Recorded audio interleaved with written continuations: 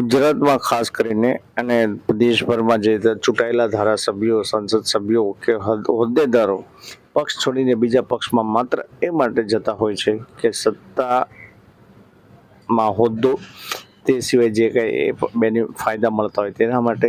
હવે આવા લોકોને સતત સમાવેશ કરીને વિપક્ષ નબળો પાડીને પ્રજાનો અવાજ નબળો પાડવાની સત્તાધીશ ભાજપ દ્વારા પ્રયત્નો થયા.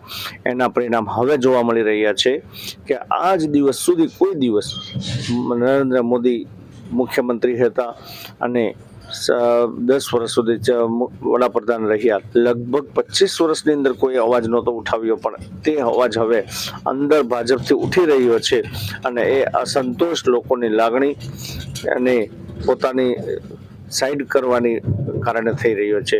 અને આ આખલાની જેમ લોકો સત્તા માટે લડી રહ્યા છે અને નિર્દોષ પ્રજા એનો ભોગ બની રહી છે. શું પ્રજાનું જોવામાં આવશે કે સત્તાને નબળો પાડીને સતત સત્તામાં રહેવું અને કોઈ સામે બોલે નહીં તેવું પ્રયત્ન તે દેશ માટે અને સમાજ ગરીબ છે તેમના માટે ફાયદાકારક છે કે નહીં, તે પ્રજાએ પહેલાં જોવું પડશે. કેમ કે આવા લોકો દેશની સાથે વિપક્ષને નહીં પણ બંધારણને પણ નબળું પાડી રહ્યા છે, મનમાની કરી રહ્યા છે. તેના કારણે નુકસાન જોવા મળી રહ્યા છે. હવે જે વિરોધ વંટોળ જોવા મળી રહ્યું છે તે સતત વધશે, કેમ કે સત્તા લાલચુને કોઈ ઈલાજ નથી. પરંતુ તમે જે સિલેક્શન કર્યું છે ને કે તમે અમરેલીને 23 લાખની વસ્તી અને તમે 17.5 લાખ મતદારોનો દ્રોહ કર્યો છે. ભારતીય જનતા પાર્ટીએ દ્રોહ કર્યો છે. દિલીપ સંઘાણી હતા, મુકેશ સંઘાણી હતા, ડોક્ટર કાનાભા સાહેબ હતા, બાબુભાઈ ઉદાણ હતા, હિરેન હેરપરા હતા, કેશુભાઈ નાકરાણી હતા. કેટલા ભારતીય જનતા પાર્ટીમાં મજબૂત ચહેરાઓ હતા.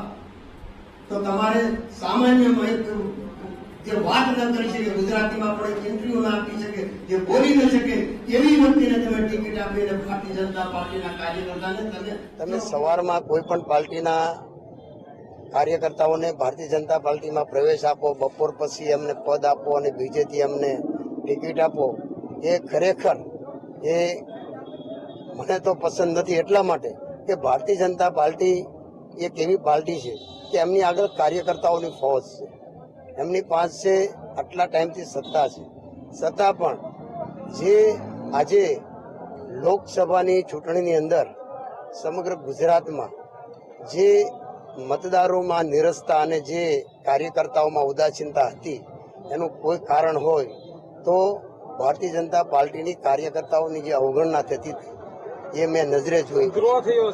એટલે ઉમેદવારનો રો પછીની બાબત છે, પણ જે તમને કહું કે આજે વર્ષોથી કામ કરતા હોય એ કાર્યકર્તા ઓડિયન્સમાં બેઠો હોય અને જે ગઈકાલે જે ભારતીય જનતા પાર્ટીમાં આવ્યા હોય એ ભારતીય જનતા પાર્ટીને અને પુષ્કળ ભારતીય જનતા પાર્ટીના નેતાઓને બેફામ રીતે વાણી વિલાસ કર્યો હોય, એ સ્ટેજ ઉપર બેઠા હોય ત્યારે ભારતીય જનતા પાર્ટીના કાર્યકર્તાની આંતરડી કકળતી હોય છે કે આ લોકોની અમે ગાળો ખાધી છે, આ લોકોના અમે માર ખાધા છે. એ આજે સ્ટેજ ઉપર બેઠા છે અને અમે સામે બેઠા છે. આ કાર્યકર્તાની નારાજગી હતી, અમારી આગળ વાત આવતી હતી ત્યારે અમે પણ દુભાતા હતા કે ખરેખર ભારતીય જનતા પાર્ટીના કાર્યકર્તાની વાત 100% સાચી છે. લેવાનો છે એટલે આપણે ભારતીય જનતા પાર્ટીના ઉમેદવાર અરવિંદભાઈ લાડાણીને હરાવવાના છે.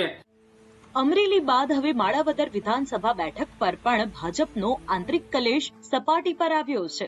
માળાવદર વિધાનસભાની પેટા ચૂંટણીમાં ભાજપ ઉમેદવાર અરવિંદ લાડાણીએ પૂર્વ મંત્રી જવાહર ચાવડા સામે ગંભીર આક્ષેપ કર્યો છે. જવાહર ચાવડાએ પોતાના પત્ની અને પુત્રને આગળ કરી અરવિંદ લાડાણી અને મનસુખ માંડવિયા વિરુદ્ધ પ્રચાર કર્યો હોવાના આક્ષેપ સાથેનો પત્ર પ્રદેશ ભાજપ પ્રમુખ CR પાટીલને લખતા ખળભળાટ મચ્યો છે. મંત્રી શ્રી જવાહરભાઈ ચાવડાના પુત્ર રાજ ચાવડાએ તારીખ 4/5/24ના રોજ તેમના માલિકીની નૂતન જીનિંગ ફેક્ટરીમાં 800 થી 1000 કાર્યકરોની મીટિંગ બોલાવી અને તેમાં તેમને એવું જાણ કરેલ અને કોંગ્રેસના ઉમેદવારને જીતાડવાના છે. આ સિવાય માળાવદર ભાજપના કેટલાક નેતાઓએ ખુલ્લેઆમ ભાજપ વિરુદ્ધમાં કામ કરી પક્ષને નુકસાન થાય તેવી પ્રવૃત્તિ કર્યાનો આક્ષેપ